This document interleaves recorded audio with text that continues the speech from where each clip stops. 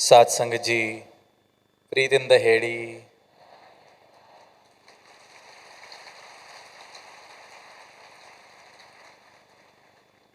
अनमोल सुलंगल, स्नेह तोड़ परियूत, प्रेम तो चपंडित दान, प्रेम से कहना दान। सत्संग जी,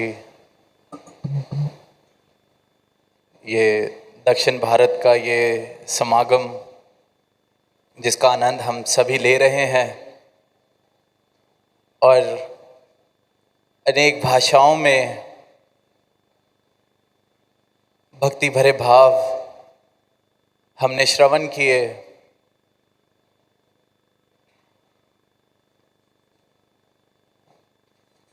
अलग अलग उम्र, नौजवानी की, बाल अवस्था या एक बुजुर्ग अवस्था, सबने इस प्रभु परमात्मा निरंकार की ही बात की और सद्गुरु के उस उपकार की बात की जिससे ये परमात्मा हम सबके जीवन में आया। अभी भी ये जो चंद भाषाओं में कहा गया कि प्रेम से कहना, तो क्योंकि हम सब वाकिफ हैं कि ये एक ही बात कही जा रही है, तो चाहे उस भाषा से राब्ता है या नहीं, पर ये बात समझ पाए कि क्या कहने की बात की जा रही है प्रेम से। धन निरंकार, ये निरंकार, ये परमात्मा जो कण कण में है, जर्रे जर्रे में है, पत्ते पत्ते में है, जो सब में है और जिसमें सब है, ये धन्य है। इसकी जितनी महिमा गाई जाए उतनी कम। इसलिए हर मौके पे जब अवसर मिलता है तो भक्त कहता है कि धन निरंकार। और ये मातृ शब्द, ये शब्दों की तरह सिर्फ उच्चारण ना हो, पर जब भी ये रचना को मौका मिले धन निरंकार कहने का, तो हम एहसास भी कर सकें कि ये निरंकार प्रभु परमात्मा धन्य है। ये जितनी महिमा गाई जाए उतनी ही कम है। और ये सद्गुरु ने परमात्मा, ये निरंकार जीवन में, ये सत्य जीवन में जो मुझे दिया है, ये उतना ही सत्य है जितना वो उत्तर में सत्य है, उतना ही दक्षिण में सत्य है। जितना पूरब में सत्य है उतना ही पश्चिम में सत्य है। जितना कन्नड़ भाषा में सत्य है उतना हिंदी भाषा में सत्य है। जितना मलयालम में उतना ही तमिल में। तो ये वो सत्य जो युगों युगों से एक रस स्थिर परमात्मा मेरे जीवन में आ गया, ये निरंकार प्रभु मेरे जीवन में आ गया। तो ये जो मेरी नजरें माया को सब कुछ समझ के बैठी हैं, या मैं अपनी एग्जिस्टेंस को सब कुछ समझ के बैठा हूँ, तो मुझे सत्य समझ आता है कि वाकई ही बाकी सब तो नहीं रहना, बाकी सब तो एक मिथ्या है, झूठ है, इल्यूजन है। The only truth that exists, the only thing that is worth calling true is this formless निरंकार। क्योंकि इसी से हर चीज की शुरुआत और इसी में सबने समा जाना है। तो ये भेद जब जीवन में खुल जाता है, ये ज्ञान सिर्फ किसी नॉलेज की बात नहीं की जा रही, किसी जानकारी की बात नहीं की जा रही।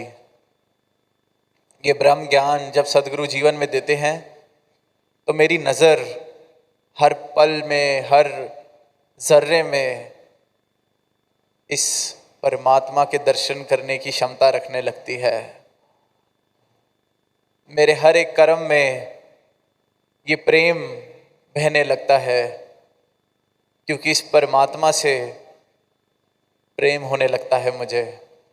तो मेरे जीवन के हर एक कर्म में, हर एक सोच में, हर एक भाव में प्रेम जन्म लेने लगता है।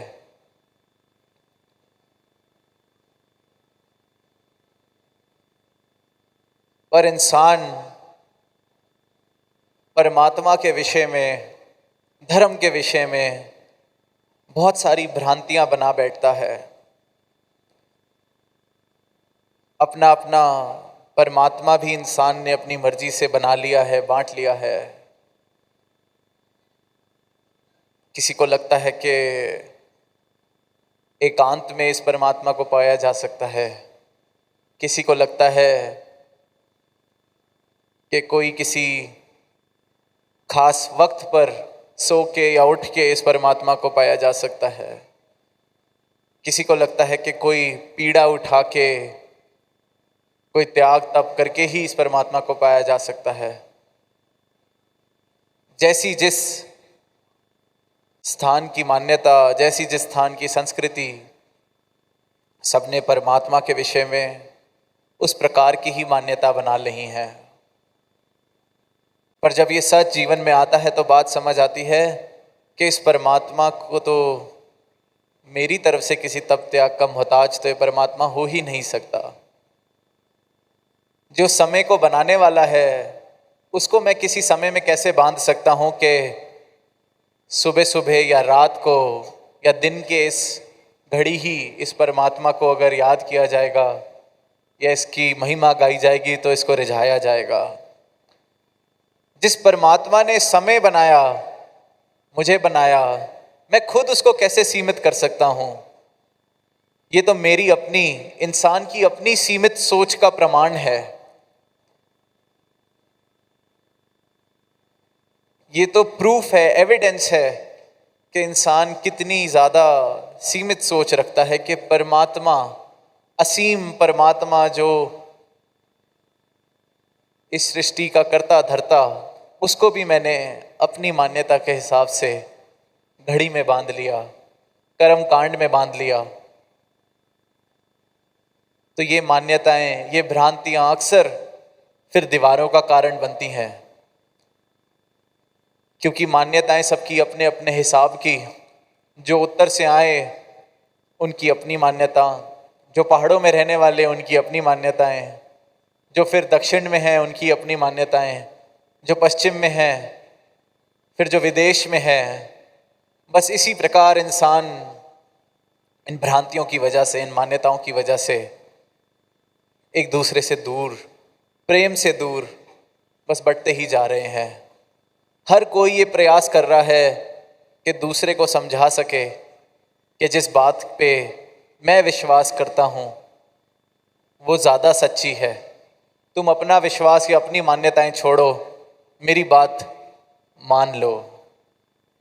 और ये बात मानने मनाने के इस चक्कर में जो प्रेम, जो सच हमें एक दूसरे से बांधता है, एक दूसरे से जोड़ता है, हम कहीं ना कहीं उससे दूर होते चले जाते हैं और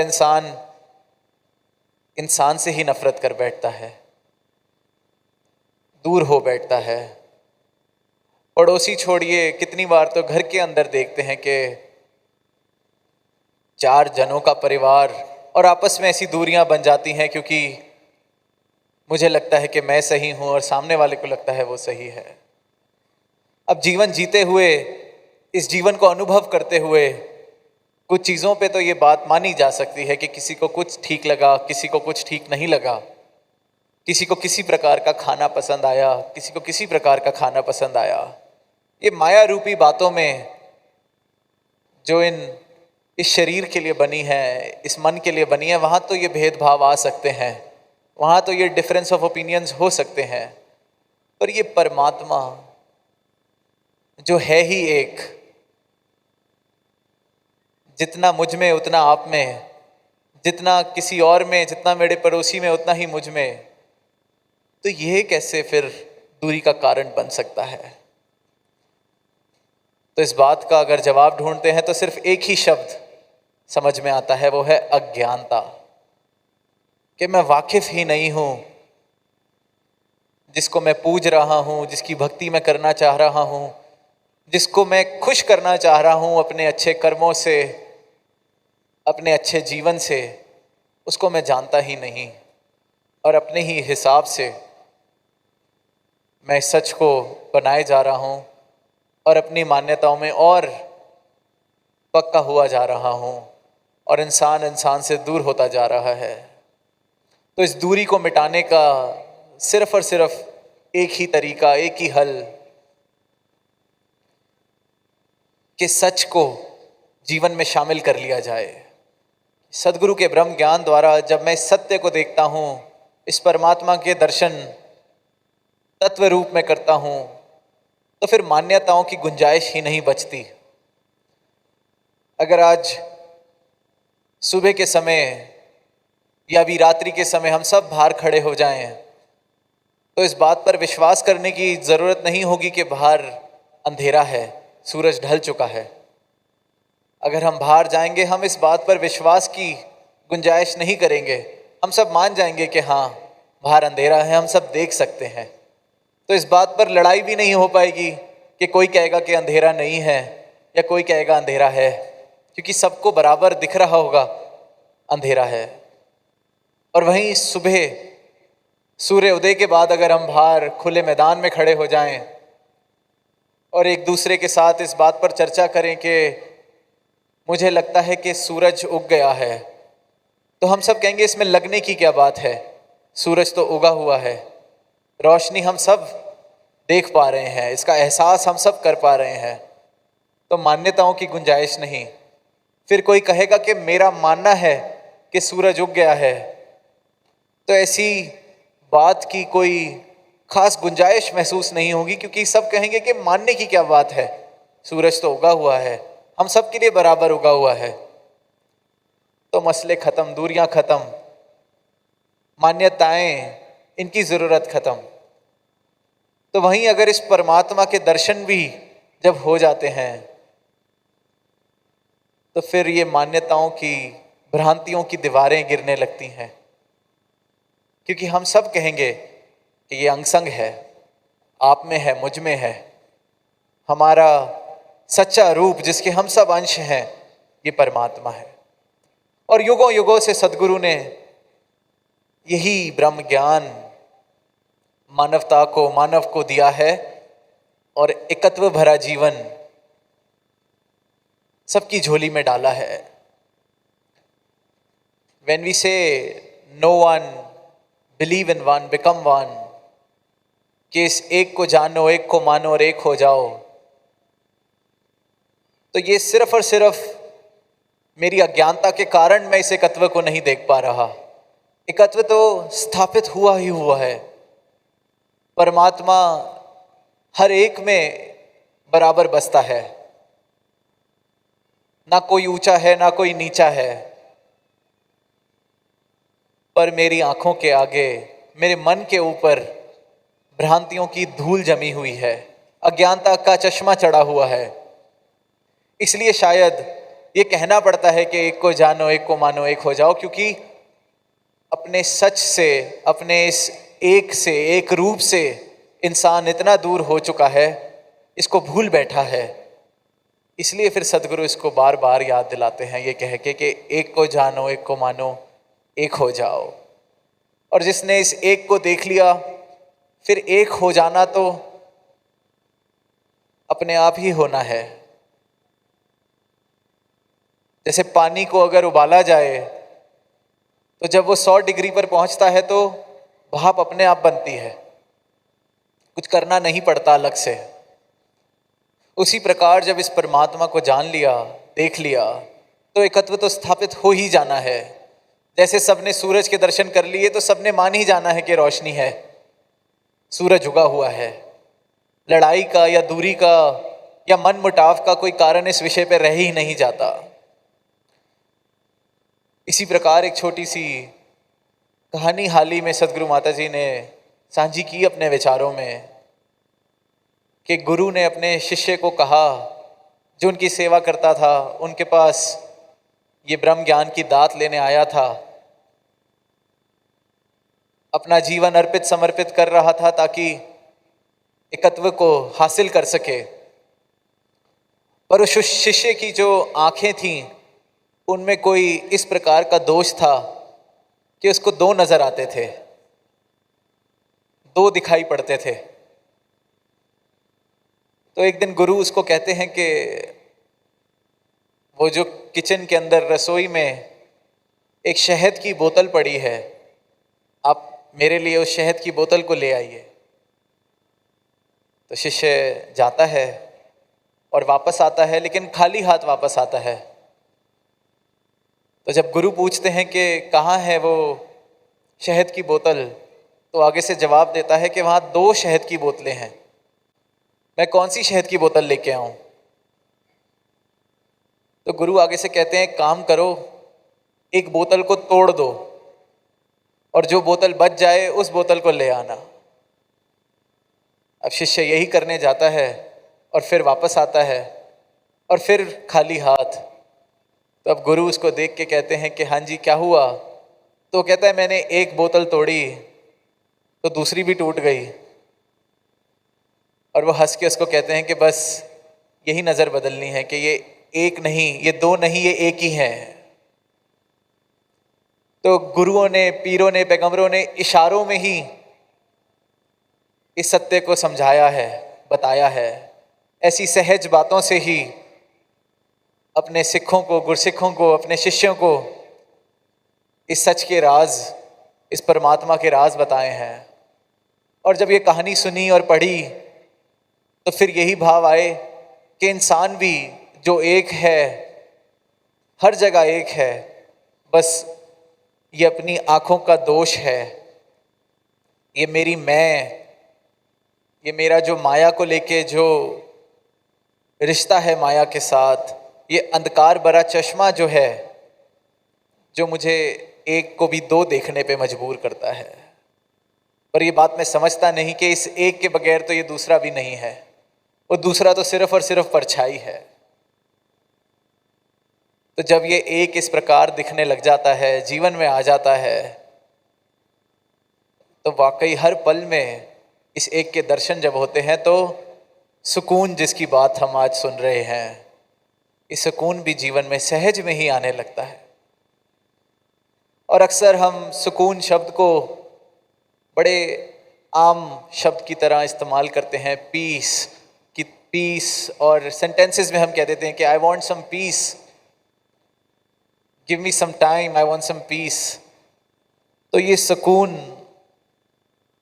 द पीस विद इन, जिसकी बात सदगुरु माता जी कर रहे हैं, इनके संत कर रहे हैं, ये कोई पल दो पल के पीस की बात नहीं कर रहे कि भाग दौड़ भरी जिंदगी और कहीं शांति से 2 मिनट बैठ गए या एक दिन काम काज से अपना मुंह फेर लिया तो उस एक दिन का पीस, उस एक दिन की शांति, ये पल पल में सुकून की बात कर रहे हैं।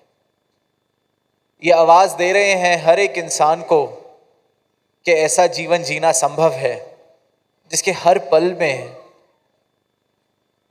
सुकून की लहर दौड़ सकती है, सुकून की धारा बह सकती है।